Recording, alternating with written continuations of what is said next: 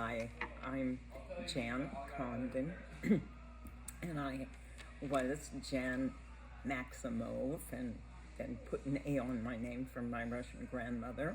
So when I was in the Comstock, I was Janice Maximova, and I went up to the Comstock in the winter of 1971. I'd met David at the bank. The bank. It was an old bank next to the Gold Hill Hotel at an art opening. I think I went with Roseanne Jusovic. And I'd recently separated from my husband, a very good man, but an exploration geologist, and he was not home much, and me with my two kids. Well, I guess it was inevitable. I met David Toll, very charming.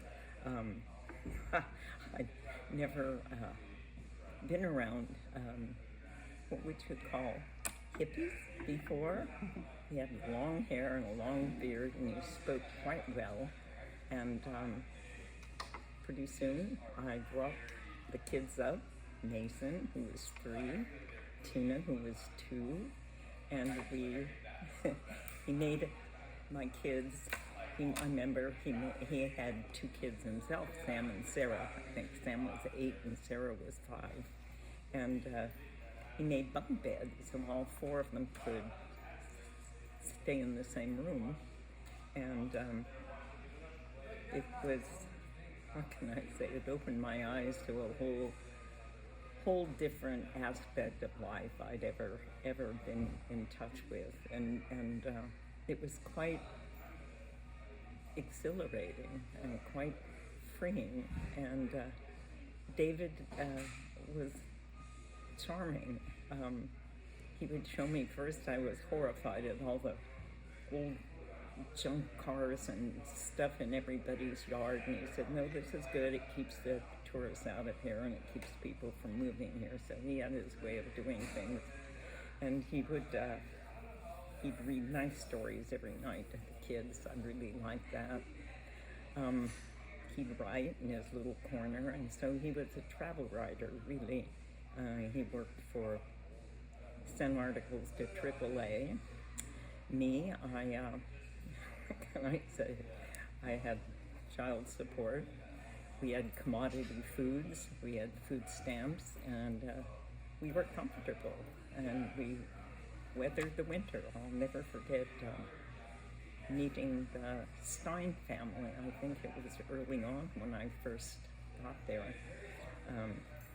I brought Mason and Tina, and David, I think they just lived in a real old house, and real odd, funky house. Sorry, Stein was a carpenter, but I think he'd had a stroke or something, so nothing was quite 90 degrees. But we went into his house, which was the kitchen first, and their son, I think he was 6 at the time, James. And he said, oh my gosh, what a cute little girl, and I'm going to find her something to play with. So James went opened the flower bin and kind of fished around in the flower bin and brought out a live wiggly mouse, put it in her face, and Tina started screaming. Mason got hysterical with laughter, and he said, oh, I guess she doesn't like it. So he opened the drawer, put it back in, and tried to find other ways to entertain them. Anyway, they were a house full of characters. What else? Oh, I discovered rummage sales, but that was a bit later. No, that was before the news, the Gold Hill News. I discovered also Darlene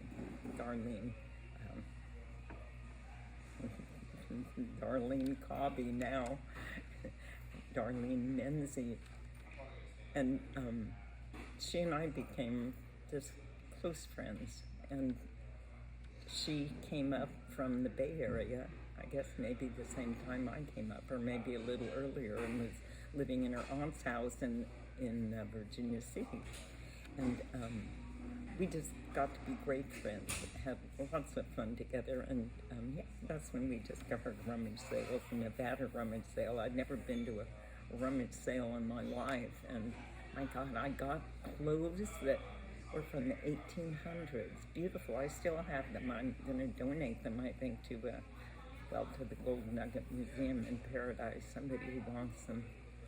But how did it happen? David, I think he was the editor when he went to Berkeley, to UC Berkeley. He was the editor of the college news there. And he kept thinking that he wanted to do something.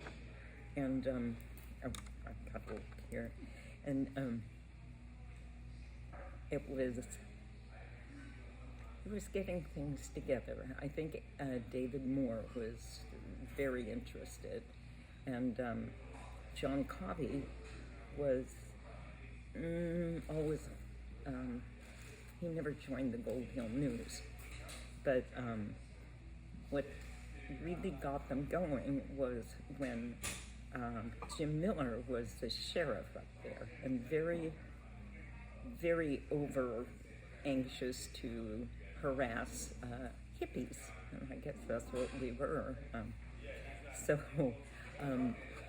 John came to visit us, and he was on the way from Carson City, and he had to pass the pheasant farm. And on the way, the lady in front of him, I guess, hit a pheasant and walked it over on the side of the highway, and it was quite dead. So John stopped and picked it up and thought, well, we'll have pheasant dinner. I'll bring that to Janet and David for dinner. So he went up there, and we picked the bird, and he cleaned it, and we had a great dinner. I had extra vegetables and potatoes, and we had quite a feast. And there's really no good garbage system where we were. So he put everything in a paper bag and put it in the back of his car. And he was a car slob, like lots of us. Anyway, as he went through Virginia City to go home, he got followed by Jim Miller.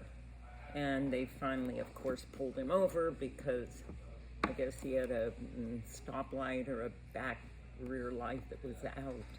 And he stopped him and said, get out of the car. And he started searching the car. And then he saw this brown bag in the back floor of the car. He thought, aha, he's selling dope up here.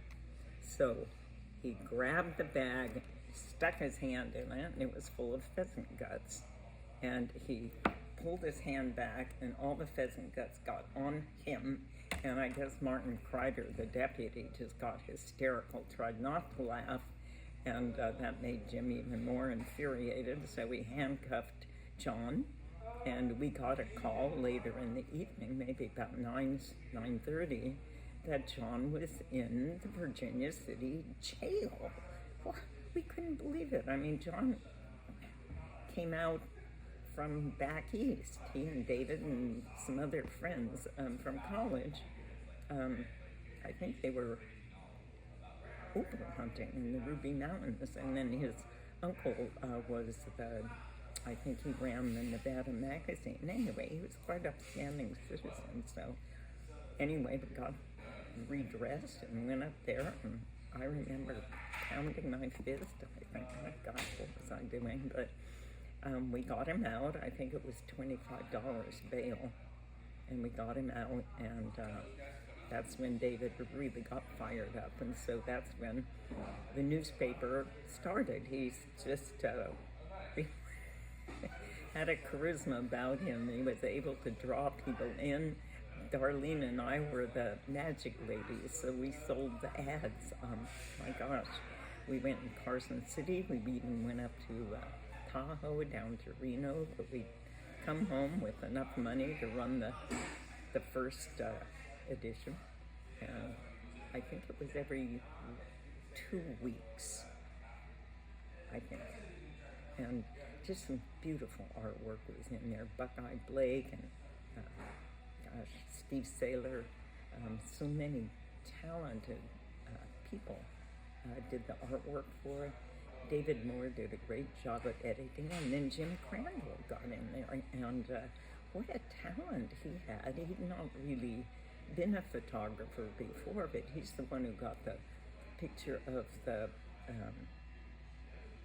don't know what it was, a tractor ruining the historical Dayton church, and that went in one of the editions. We had Tom, what was his name? Squaw Tom. Squaw Tom and his Indian stories. He always had a good story. And then there were all sorts of other characters that Joe came into play. Joe Oh Conforti. gosh, Joe Conforti. That was, I think I remember swimming in Joe Conforti's pool once. But they never took any money from him. David Moore said that's where he put his foot down. He said, we will not take money from Joe Conforti. So it was a fine newspaper, and I think I stayed with it for maybe a year, maybe it was 2 years, but it was always, we just made enough money from one to another, and David had gotten so involved in it that, you know, the house, we didn't cover the windows with plastic for the winter, and pipes froze and broke, and things just stayed out in the snow that shouldn't have been out in the snow, things we'd collected, and I think what finally broke me and broke us up was the Christmas edition of, we had $25 and extra, and that was, to me, was going to go to the presents for the kids, and he took the $25 and spent it on a color edition of the Gold Hill News, the Christmas edition, and I think that was that. And now, when I look and see in the future, and thank God he and Robin got together, and he was really able to show off his great writing talent, and she was a great asset to him. So I'll leave my story there, and thank you.